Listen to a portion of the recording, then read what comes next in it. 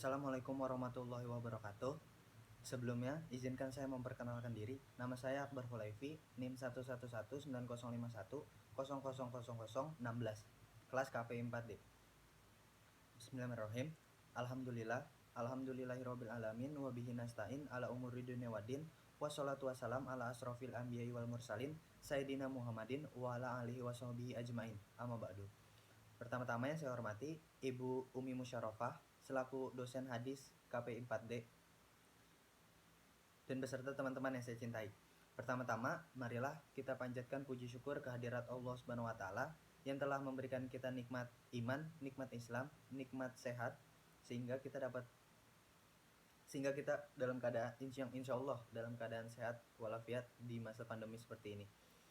Yang kedua, sholawat serta salam kita anturkan kepada baginda besar Nabi Muhammad SAW yang telah membawa kita dari zaman kegelapan hingga zaman terang benderang seperti saat ini.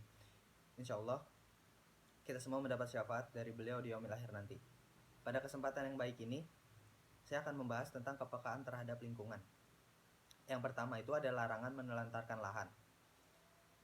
Dalam Islam, sangat menghargai tanah yang merupakan karunia Allah Subhanahu wa taala. Jika orang yang memiliki tanah luas namun tidak sanggup mengurusi atau memanfaatkan tanah tersebut dengan tanaman yang bermanfaat, ia harus menyerahkan tanah baik dengan cara menghibahkan atau menyewakan kepada orang lain yang memiliki waktu luang untuk menggarap tanah tersebut. Salah satu cara agar tanah tersebut tetap bermanfaat adalah dengan menyewakan kepada orang lain atau memberikannya.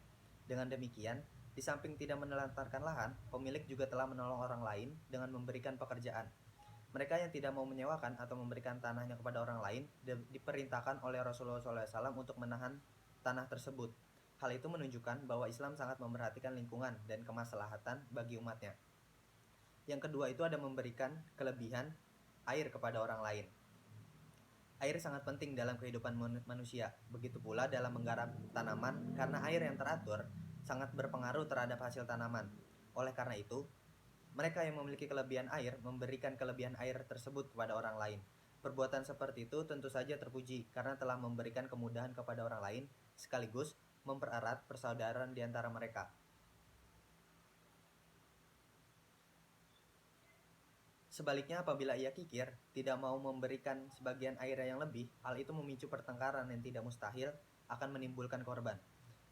Keadaan seperti itu banyak terjadi di masyarakat. Padahal, menurut sebagian ulama fikih, air bukan milik siapapun, meskipun berada pada tanahnya dan Rasulullah SAW melarang untuk menjualnya. Selanjutnya, penanaman pohon merupakan langkah terpuji. Anas radhiyallahu anhu berkata bahwa Rasulullah SAW bersabda, tiada seorang muslim pun yang menanam tanaman kemudian dimakan oleh burung, manusia, atau binatang lainnya, melainkan tercatat untuknya sebagai sedekah. Hadis riwayat Bukhari dalam kitab pertanian.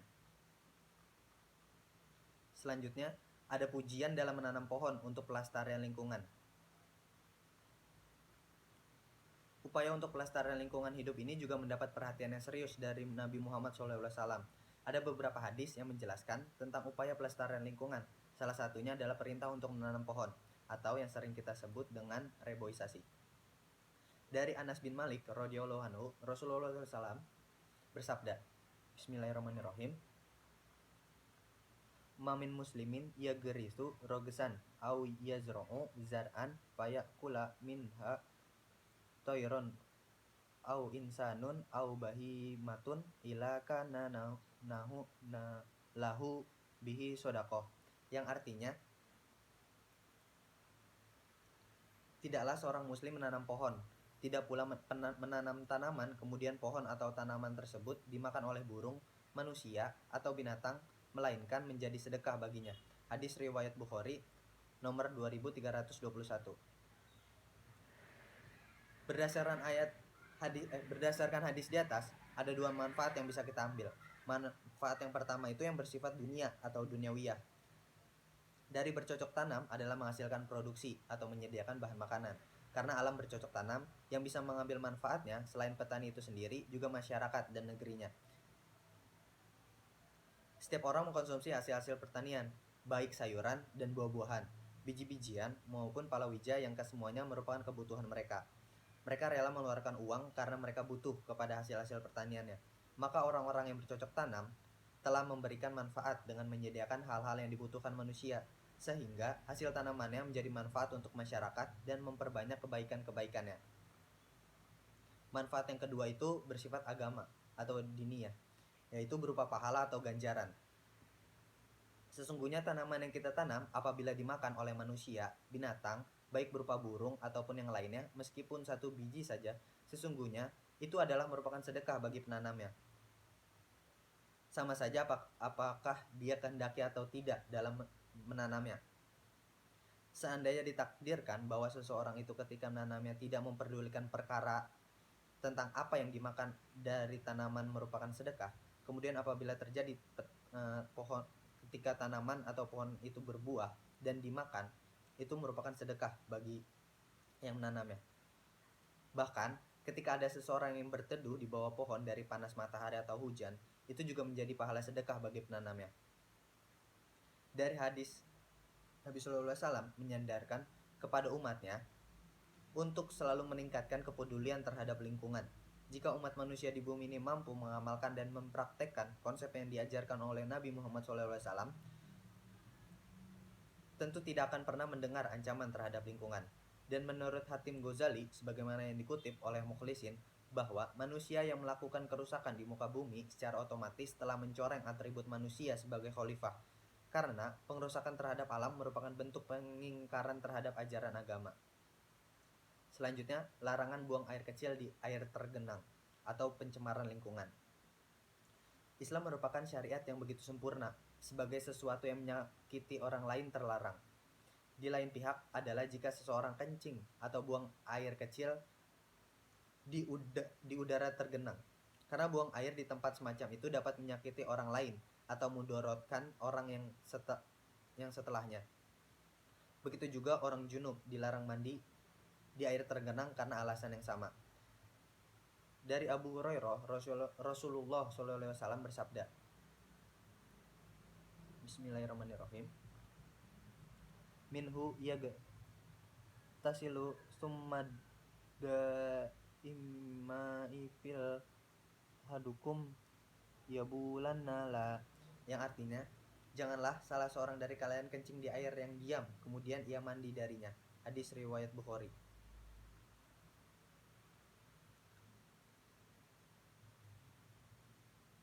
Adapun alasan Islam melarang kencing di air tergenang, di Indonesia banyak dokter menyebutkan bahwa jutaan yang mengidap penyakit kutu air atau yang biasa disebut bilharziasis atau penyakit yang hidup di air. Apabila penyakit itu hinggap, maka akan menjadikan kaki pecah-pecah. Penyebab penyakit ini adalah seseorang kencing pada air tergenang yang tidak bergerak, lalu orang lain datang mandi di air tersebut dan tertimpa penyakit ini. Apabila seseorang kencing pada air yang tergenang, maka akan keluar telur, lalu menetas dan melahirkan penyakit.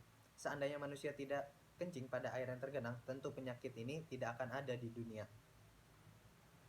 Ilmu pengetahuan yang telah membuktikan bahwa semua ajaran yang disebutkan Rasulullah SAW bagi manusia merupakan kebaikan bagi manusia telah disebutkan dalam hadis ini dari Jabir radhiyallahu anhu. Sesungguhnya Rasulullah melarang kencing pada air yang tergenang. Hadis riwayat Muslim. Maka dari itu, jangan kencing di air yang tergenang. Selain untuk menjaga kesehatan diri sendiri dan orang lain, kita juga akan terlatih untuk memiliki etika yang baik. Menempatkan sesuatu pada tempatnya, seperti kencing yang harusnya kita tempatkan dan lakukan di kamar kecil. Makna dari hadis ini antara lain, yang pertama, hadis ini menunjukkan larangan kencing di air yang tergenang karena dapat menyebabkan najis dan menimbulkan penyakit.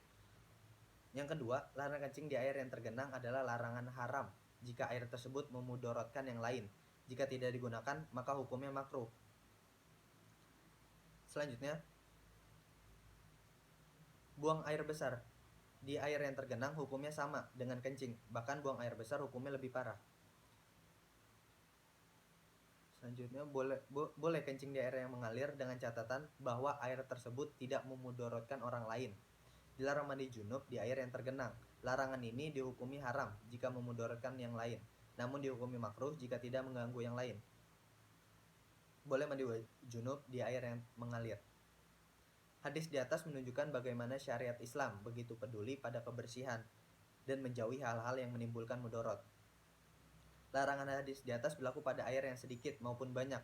Namun air yang begitu banyak yang tidak mungkin terpengaruh dengan air kencing atau seperti air laut tidak termasuk dalam larangan. Sekian dari saya. Kurang lebihnya mohon maaf. Billahi taufiq wal hidayah. Wassalamualaikum warahmatullahi wabarakatuh.